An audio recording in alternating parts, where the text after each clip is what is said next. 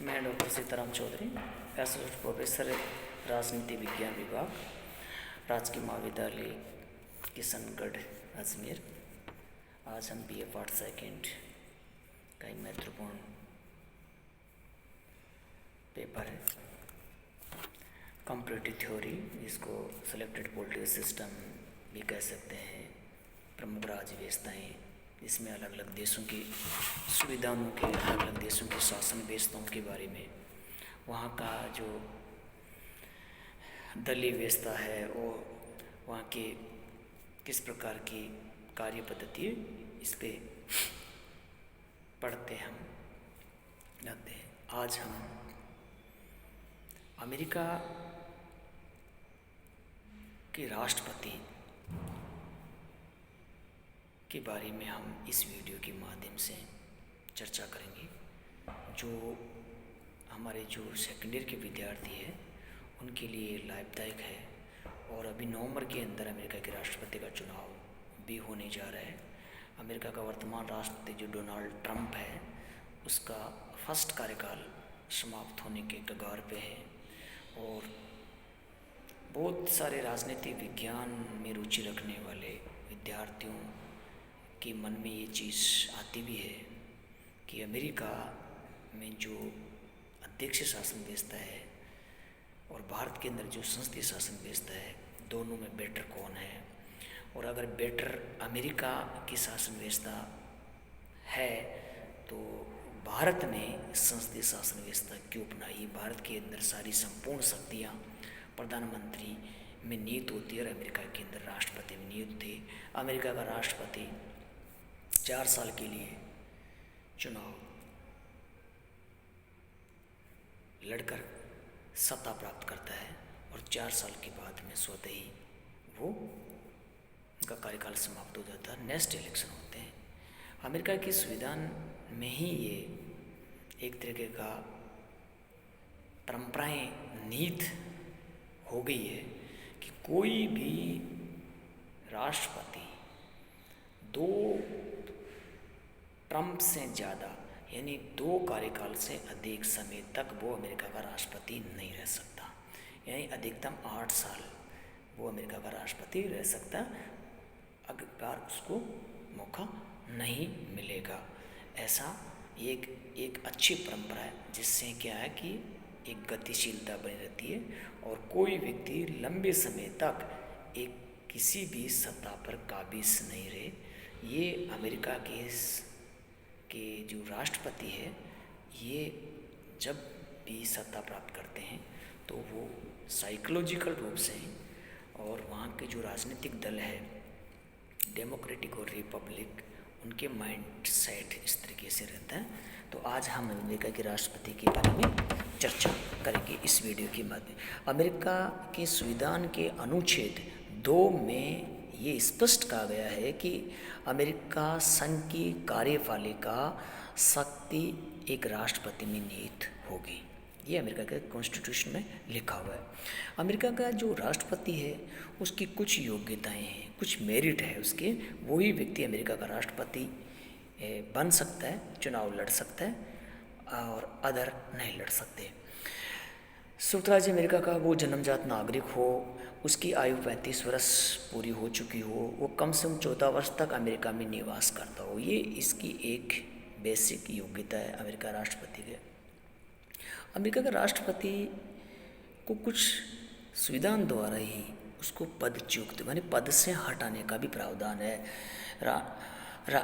राष्ट्रपति का कार्यकाल 4 वर्ष का है, लेकिन राष्ट्रपति अगर संविधान के खिलाफ या कोई इस तरीके के कोई कार्य में लिप्त है जो अमेरिका के खिलाफ हो, राष्ट्र के खिलाफ हो, तो उसको महाभियोग के द्वारा उसको समय से पूर्व भी हटाया जा सकता है। अभी तक के इतिहास में अमेरिका के 3 ऐसे राष्ट्रपति हुए, निक्सन और बिल क्लिंटन और वर्तमान राष्ट्रपति, जिनके खिलाफ महाभियोग की प्रक्रिया लाई गई। वेतन भत्ते, अमेरिका राष्ट्रपति व्हाइट हाउस DC में उनका निवास स्थान होता है, उसको सारी सुविधाएं मिलती है, और जनवरी 1969 से राष्ट्रपति का वेतन बढ़ा दिया गया है और संपूर्ण खर्चा वो अमेरिका की जो कोष है उसके द्वारा वहन किया जाता है। उसको कुछ अनुमुक्तियाँ, कुछ स्पेशल छूट दी गई है अमेरिकन राष्ट्रपति को, जैसे भारत के राष्ट्रपति को या भारत के प्रधानमंत्री को भी है। किसी भी आरोप में उसको गिरफ्तार नहीं किया जा सकता है। राष्ट्रपति के विरुद्ध परमादेश या आदेश जारी नहीं कर सकते हो आप। किसी भी न्यायालय के समक्ष साझे रूप से उपस्थित होने के लिए उसको आदेश जारी नहीं कर सकते। ये इस तरीके की उसको एक स्पेशल पावर अमेरिकन राष्ट्रपति को दिया गया। अमेरिकन राष्ट्रपति का निर्वाचन किस प्रकार होता है, इसके अलग अलग एक चरण है, एक कैटेगराइजेशन बना हुआ है, एक जिसके आधार पर अमेरिकन राष्ट्रपति इलेक्टेड होता है। इलेक्टोरल बोर्ड होता है, उस बोर्ड के माध्यम से अमेरिका का राष्ट्रपति का चुनाव होता है। निर्वाचन के विभिन्न चरण हैं। प्रत्याशियों का मनोनयन होता है, प्रचार अभियान होता है, निर्वाचन मंडल का निर्वाचन होता है, मतगणना का परिणाम और राष्ट्रपति द्वारा पद ग्रहण, ये सारे के सारे एक चरण प्रोसेस होता है। लेकिन अमेरिका का जो राष्ट्रपति की जो निर्वाचन प्रणाली है उसको लेकर कई राजनीतिज्ञ, कई विद्वान लोगों ने उसकी आलोचना की कि ये जो वहाँ की अमेरिकन राष्ट्रपति की जो निर्वाचन प्रक्रिया है ये प्रक्रिया ठीक नहीं है, या ये प्रक्रिया में ये दोष है, या ये इसकी वजह से कुछ गलत व्यक्ति का चुनाव हो सकता है। इस तरीके की इसकी कुछ आलोचनाएं भी की गई। धन का बहुत ज़्यादा इसमें होता है कि जो जिसके पास बहुत ज़्यादा धन है वही व्यक्ति चुनाव कार्य में लड़ सकता है। भ्रष्टाचार बढ़ावा मिल रहा है। निर्वाचन मंडल के सदस्य चुने जाने के बाद दलीय दायित्व से की सदस्यता से मुक्ति हो जाते हैं। जनता के संपूर्ण मत का बहुमत प्राप्त न होने पर भी विजय होने की संभावना रहती है। किसी भी प्रत्याशी को आवश्यक बहुमत की प्राप्ति न होने पर प्रतिनिधि सभा द्वारा निर्णय शहरों को महत्व प्राप्त दिया गया है। ये बहुत सारी कमियां हैं। इसके अलावा जो अमेरिकन राष्ट्रपति है, अमेरिकन राष्ट्रपति की कुछ फंक्शन है, कुछ उसको पावर है, कुछ उसके कार्य है कि वो किस तरीके से वो राष्ट्रपति पद ग्रहण करने के बाद में उसका रोल क्या होता है। कांग्रेस के अंदर कांग्रेस के जैसे दो सदन है, एक सीनेट और एक प्रतिनिधि सभा। सीनेट उसका उच्च सदन है और निम्न सदन उसका प्रतिनिधि सभा। सीनेट के सदस्य हर स्टेट से 2 सदस्य चुनाव जीत कर आते हैं। इसके 100 सदस्य सीनेट के अंदर होते हैं और प्रतिनिधि सभा में 435 सदस्य होते हैं और वो प्रत्यक्ष रूप से जनता द्वारा निर्वाचित होते हैं। अमेरिका का जो राष्ट्रपति है उसको बहुत सारी शक्तियाँ दी गई। आपातकालीन शक्तियाँ, वित्तीय शक्तियाँ, अपॉइंटमेंट की शक्तियाँ हैं। इसके अलावा पदच्युत की शक्तियाँ हैं, वीटो पावर है। ये सारे के सारे पावर अमेरिकन राष्ट्रपति को संविधान के द्वारा ही दिया गया और उसको समय समय पर वो इस्तेमाल भी करता है। अमेरिका का जो वर्तमान राष्ट्रपति है डोनाल्ड ट्रंप, उसमें बहुत सारे अमेरिकन्स भी अपोजिशंस वाले उसके ऊपर कई एलिगेशन लगाते हैं, उस पर झूठ बोलने का आरोप लगाते हैं, शक्तियों का दुरुपयोग का आरोप लगाते हैं। उनको अभी जो बाइडेन जो इसका प्रतिद्वंदी है वो आरोप लगा रहे हैं कि अमेरिका का जो वर्तमान राष्ट्रपति वो सभी तानाशाहों को गले लगाया, इनकी ये सबसे बड़ी उपलब्धि है। तो ये बहुत सारे इनके पावर का दुरुपयोग भी हो सकता है, सदुपयोग भी हो सकता है। ये अमेरिकन राष्ट्रपति का एक तरीके का है। कानून निर्माण क्रियान्वयन का पावर उनके पास में है। राज्य स्तरीय नियुक्तियां जो करते हैं उसमें भी राष्ट्रपति का बहुत बड़ा रोल है। स्थायी उच्च स्तरीय नियुक्तियां हैं, अंतरिम उच्च स्तरीय नियुक्तियां हैं। सेवा से पृथक करने का अधिकार उनके पास में है। सीनेट के प्रति शिष्टता, परराष्ट्र नीति, किसी भी राष्ट्र के साथ में किस तरीके का रिलेशन मेंटेन करना है, किसी राष्ट्र के साथ कैसा संबंध रखना है, तोड़ना है, ये सारे के सारे पावर अमेरिकन राष्ट्रपति। सेना संबंधी उनके पास पावर है, वो सेनाओं का चीफ होता है, तीनों सेनाओं का चीफ होता है। सारी आर्मी है, नेवी है, एयरफोर्स है कि जो चीफ उनके होते हैं वो उनके अंडर में कार्य करते हैं। ये सारे के सारे पावर। कुछ व्यवस्थापन संबंधी कुछ विधायी शक्तियाँ भी उनको प्राप्त है। कांग्रेस को संदेश भेजने का अधिकार है। कुछ जो बिल है, इन बिलों के संबंध में वो विलम्ब कर सकते हैं, उनको वीटो कर सकते हैं, उनको वापस लौटा सकते हैं।